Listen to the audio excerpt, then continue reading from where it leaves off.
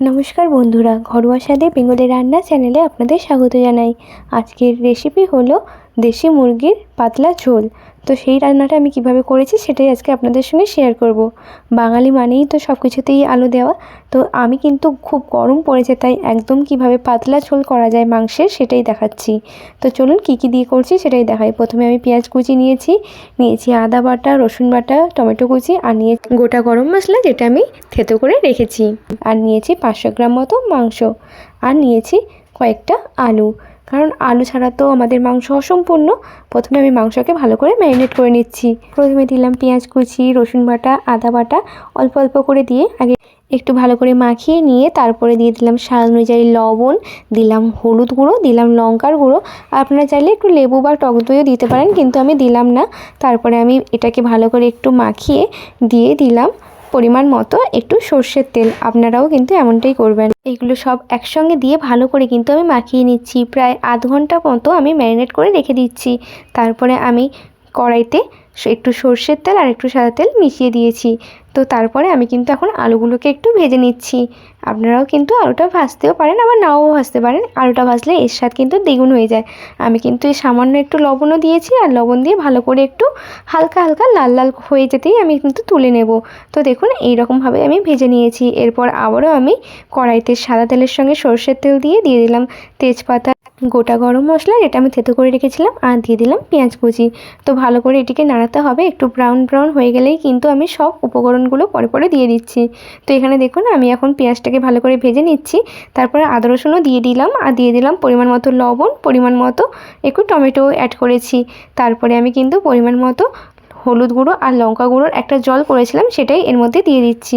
তো দেওয়ার পরে ভালো করে একটু নাড়িয়ে চাড়িয়ে এর মধ্যে আমি গরম মশলার গুঁড়ো অ্যাড করে দিয়েছি, যেটা সানরাইসের।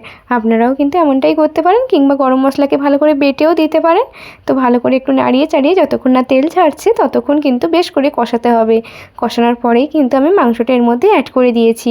মাংসটা ভালো করে দিয়ে একটু নাড়িয়ে চাড়িয়ে যতক্ষণ না এর থেকে একটু জল বের হচ্ছে ততক্ষণ কিন্তু বেশ কষাতে হবে। আর মাঝে মাঝে একটু কিন্তু ঢাকা দিয়েও রাখতে হবে যতক্ষণ না এর থেকে জল বের হচ্ছে। তো আমিও কিন্তু ঠিক এমনটাই করছি, আর আপনারাও কিন্তু ঠিক এমনটাই করবেন। তো বেশ করে কিন্তু কষাতে হবে, আর মিডিয়াম টু হাই ফ্লেমেই কিন্তু এটি করতে হবে। আর কিন্তু সবসময় নাড়িয়ে রাখতে হবে যাতে নিচে লেগে না যায়। গরমের দিনে এই রকম রিচ রিচ মাংস রান্নার থেকে এরকম পাতলা ঝোল কিন্তু বেশ ভালো লাগে। এতে করে কিন্তু শরীরও বেশ ভালোই থাকে। আর মশলার পরিমাণ কিন্তু আমি একদম কম দিয়েছি। এরপর আগে থেকে ভেজে রাখা আলুগুলো এই মাংসের মধ্যে আমি অ্যাড করে দিচ্ছি। বেশ করে নাড়িয়ে চাড়িয়ে যতক্ষণ না এর থেকে তেল ছাড়ছে ততক্ষণ কিন্তু বেশ করে নাড়াতে হবে। আর আমি কিন্তু এখন লো টু মিডিয়াম ফ্লেমেই করে দিয়েছি, যাতে নিচে এই কষাটা লেগে না যায় আর এই গ্রেভিটা যাতে পুড়ে না যায়। তো তারপরে দেখুন আমার বেশ করে কষানো হয়েও গেছে, আর এখান থেকে অনেকটাই জল বেরিয়েও এসেছে। তো এরপরে আমি এর মধ্যে পরিমাণ মতো জলও অ্যাড করে দিচ্ছি। আপনারাও যে যার পরিমাণ মতো জল অ্যাড করে দিতে পারেন। আর এটি আমি করছি একদম মাটির উনুনে। আপনারা চাইলে গ্যাসেও করতে পারেন। মাটির উনুনে এই পাতলা ঝোলের রেসিপিটা কিন্তু বেশ দারুণ হয়। খেতেও যেমন সুন্দর হয় তেমনই দেখতেও। আপনারা কিন্তু একবারও এইরকম মাটির উনুনে একবার ট্রাই করতেই পারেন, দেখবেন অসম্ভব সুন্দর খেতে হয়। তারপর আমি কিন্তু 15 থেকে 20 মিনিট একদম মিডিয়াম টু হাই ফ্লেমেই কিন্তু করছি। আসলে আমি যেহেতু কাঠের উনুনে করছি, মানে বেশি তাপেই কিন্তু আমি ঢাকা লাগিয়ে রেখে দিচ্ছি। এখানে দেখুন আমার বেশ ভালোই ফুটছে।